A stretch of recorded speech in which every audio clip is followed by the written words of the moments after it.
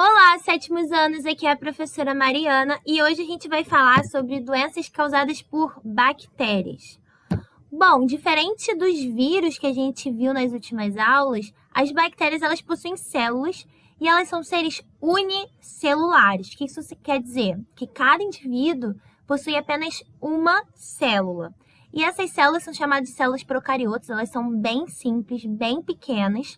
A foto aí que eu trouxe para vocês é uma foto vista por um microscópio eletrônico da cabecinha de um alfinete, para vocês verem que em um alfinetezinho contém centenas de milhares de bactérias. Cada bolinha dessa laranja é uma bactéria. Portanto, elas são invisíveis ao olho nu. A gente precisa de um microscópio para conseguir enxergá-las. E diferente também dos vírus, que são parasitas obrigatórios, todos eles causam doenças, as bactérias não, apenas algumas são patogênicas, ou seja, causam doenças.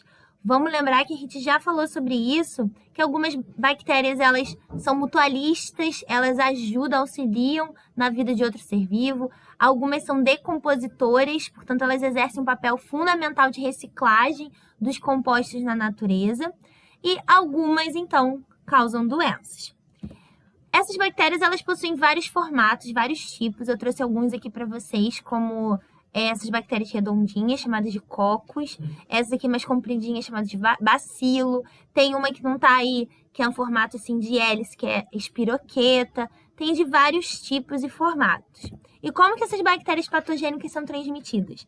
Assim como os vírus, elas podem ser transmitidas de várias formas.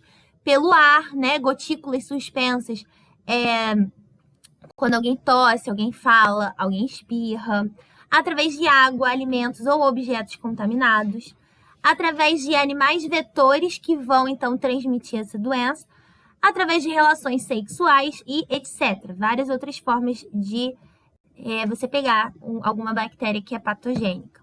A gente vai falar na aula de hoje sobre 3 doenças. A primeira delas é a leptospirose. Vocês já ouviram falar sobre ela? A leptospirose ela é transmitida através da água contaminada com a urina de algum animal que esteja contaminado, principalmente do rato, de alguns roedores.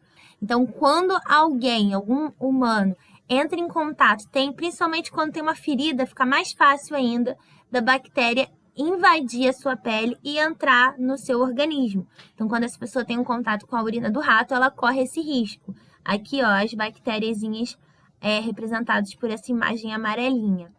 E esse risco aumenta quando acontece uma enchente. Então, o que acontece? Se a sua cidade tiver, por exemplo, com os bueiros entupidos, que a população jogou muito lixo no chão, o que vai acontecer? Quando acontece uma chuva, vai alagar a rua e as pessoas vão ter mais chance de entrar em contato com a urina do rato, certo? Então, esses períodos de enchentes, eles são de alto risco. Não fiquem brincando com essa lama, com essa água que pode estar contaminada.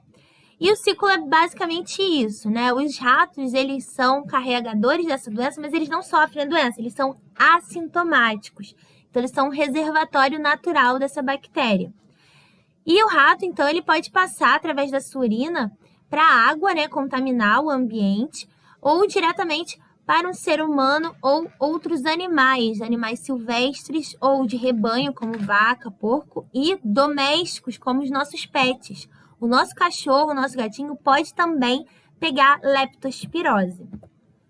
E os principais sintomas são febre, dor de cabeça, dor no corpo, principalmente na panturrilha, e a pele fica alaranjada, os olhos também. E essa doença tem que ser tratada com rapidez, porque ela pode ser fatal, como está desenhado aqui nessa imagem para vocês não esquecerem. Leptospirose é grave, é sério. E como que a gente pode se prevenir contra essa doença? Bom, a gente pode tomar medidas individuais, que são o quê? De higiene pessoal, lavar bem as mãos, lavar bem os alimentos, fazer uma faxina adequada na sua residência, principalmente na cozinha, onde a gente guarda comida, armazenar melhor essa comida para a gente evitar atrair o rato, a gente evitar ter o contato com a urina desse animal. Vacinar o nosso cachorrinho, porque não existe vacina para humano, mas tem vacina para cachorro. E se a gente vacinar o nosso cachorrinho, a gente vai estar protegendo ele e a gente também, né? Evita que a gente entre em contato com essa bactéria. Mas, gente, também não adianta nada a gente limpar bem a nossa casa, fazer uma coleta adequada ali do lixo, se a gente bota o lixo lá na rua para a prefeitura pegar, para a prefeitura tratar aqueles resíduos e a prefeitura ou os nossos governantes não fazem um trabalho adequado. Então, além das medidas individuais, a gente tem que prestar atenção e vigiar as medidas públicas. Precisam de políticas públicas investidas em saneamento básico, que é o quê? Tratamento de esgoto, tratamento de água potável, recolhimento do lixo, deixar os bueiros limpos. Isso tudo é muito importante para evitar o contato da urina do rato com a gente, né? Controlar a população de ratos. E isso depende dos nossos governantes. E quem que escolhe eles para estar lá atuando é a gente. Então, é importante a gente lembrar disso nesse momento de eleição. Faltam 2 semanas para as eleições municipais. Vocês são muito novos, não devem, né, ter 16 anos para votar, provavelmente, mas em breve vocês vão poder votar. Então, eu tô falando isso para vocês se conscientizarem que não adianta a gente não gostar do assunto, não querer se envolver. Isso faz parte do nosso dia a dia. Então, assim que vocês puderem, pegue seu título de eleitor e vai lá escolher os seus governantes. Porque se você não escolher, alguém vai escolher por você, tá certo? E aí, tenta escolher governantes que estão preocupados com as demandas da sociedade, inclusive com saneamento básico, que é muito importante para a qualidade de vida de todo mundo. Bom, a segunda doença que a gente vai falar hoje é a doença chamada cólera. Ela é causada por essa bactéria aqui da foto, que é a Vibrio cholerae, que é um vibrião. Eu tenho a Vibrio cholerae de pelúcia, porque eu já trabalhei com ela no laboratório, eu acho ela bem interessante. Então, ela tem esse formato aqui, ó, meio que de feijãozinho, que é chamado de vibrião. E ela tem um flagelo único, que ajuda ela a se locomover na água. E essa bactéria, então, a gente ingere ela. Como é que a gente consegue contrair essa doença? Através da ingestão de água e alimentos contaminados com ela, que entraram em contato, então, com as fezes ou vômito de alguém contaminado. Por isso a gente diz que é um ciclo fecal oral, da cólera e de várias outras doenças, né? Que é o quê? Como na imagem aí, o indivíduo pode fazer suas necessidades, né, suas fezes, em um local não apropriado, seja porque fez no meio do mato, ou então fez numa cidade que não trata bem o esgoto. E isso pode fazer com que alguém se alimente ou beba água contaminado pelas fezes dessa pessoa e fique doente também. E o principal sintoma da cólera é uma diarreia intensa, porque essa bactéria ela se aloja lá no nosso intestino, produz toxinas que faz com que a gente elimine as nossas fezes com muita água. Isso é muito grave porque pode levar à desidratação, à morte por desidratação. Em casos graves pode acontecer a perda de 1 litro de água do nosso corpo por hora. Então, sabe aquela garrafa de Coca-Cola de 2 litros? É como se a gente perdesse aquilo em 2 horas. É muita água que a gente perde e por isso é uma doença muito fatal se a gente não tratar. O tratamento é justamente o quê? A hidratação. Pode ser venosa, né, por soro fisiológico, ou oral, através de soro também, ou caseiro, ou que você pega lá no posto de saúde. Não adianta tomar só água, a gente precisa de água com uma concentração adequada de sais minerais para a gente se reidratar.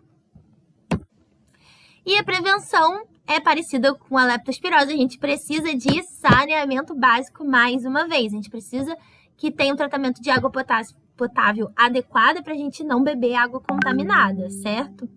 E nas medidas individuais, lavar a mão, ferver a água se você não tem certeza se ela está tratada corretamente antes de ingeri-la, lavar bem os alimentos. Aqui em casa a gente costumava usar muito vinagre para desinfetar as nossas verduras, botar de molho, né? As nossas frutas. Mas a gente descobriu que essa medida não é tão efetiva como usar um composto químico chamado hipoclorito de sódio. Eu botei aqui um exemplo desse hidrosteril que você compra no mercado. Facilmente você encontra para você, então, desinfetar os seus alimentos, tá? É mais aconselhável.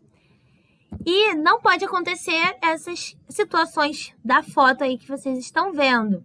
Nessa situação, esses indivíduos eles estão propensos a pegar tanto leptospirose através do contato da urina, né, com a pele desses indivíduos, quanto também contrair cólera através da ingestão dessa água que pode estar contaminada. Por último, a gente vai falar sobre a doença chamada tétano. O tétano ela é causada por uma bactéria chamada Clostridium tetani e que ela entra na nossa pele através de ferimentos. Então, se a gente, por exemplo, na foto aí que eu trouxe para vocês, dá muito nervoso de olhar. Se você se ferir, por exemplo, com um prego enferrujado, ou então você está com uma ferida aberta, exposta, e andar num solo que pode estar contaminado, dessa forma a bactéria pode entrar no seu corpo. Essa bactéria ela não gosta do oxigênio, por isso que ela vive escondida, né, no solo, na ferrugem. E aí, se você se machucar, você pode contrair essa doença. E os sintomas dela são bem graves, são bem tensos. A gente fica com uma contração muscular involuntária e fica aqui, ó, principalmente nessa área do pescoço, no maxilar, a pessoa fica assim, ó, rígida e pode ficar assim no corpo todo, o que pode levar a uma dificuldade de respirar e, portanto, ela é super letal se não for tratada. Então, aqui tem outros sintomas também, como tontura, palpitações, febre. E como que a gente se previne? Bom, gente, diferente da leptospirose e da cólera que a gente viu hoje, o tétano tem vacina. Então, provavelmente, vocês já tomaram a vacina contra o tétano quando eram bebê. Só que essa vacina, ela não tem duração infinita, não é só porque você tomou uma vez que você está imunizado para sempre contra essa doença. Você tem que tomar essa vacina de 10 em 10 anos. Então, vale a pena você olhar a sua carteirinha de vacinação para ver se está em dia. Se não tiver, corre para um posto de saúde para você marcar aí de se vacinar. E, além disso, também, obviamente, evitar andar descalço por aí para se machucar com metais enferrujados ou andar com feridas expostas em solos que você não sabe se está contaminado ou não. Se acontecer de você se ferir, lavar muito bem essa ferida. É recomendado que a gente use água oxigenada nesse local. Por quê? Porque a água oxigenada, no contato com a nossa ferida, ela produz oxigênio, gás oxigênio. E isso vai fazer com que mate aquela bactéria que, como eu falei, ela não gosta de oxigênio, ela e outras bactérias. E se você estiver com medo, se machucou, lavou ou não muito bem a ferida e está com medo de ficar com tétano, é aconselhado que você tome o soro antitetânico. Vá lá no posto de saúde e pede o soro antitetânico. Vocês viram com o professor Fábio a diferença de vacina e soro, né? Vacina é uma prevenção. Então, você fica imune caso você contraia o agente patológico. O soro é para você tomar depois que você já contraiu o agente patológico, é para ele combater esse agente, tá certo? Então, na dúvida, toma o soro fisiológico se você se machucar, tá certo? Com algum metal enferrujado, tá bom? Bom, gente, a gente vai ficar por aqui por hoje. A aula que vem vocês vão ver outras doenças causadas por bactérias com o professor Fábio. Não esquece de fazer o questionário dessa aula e até a próxima!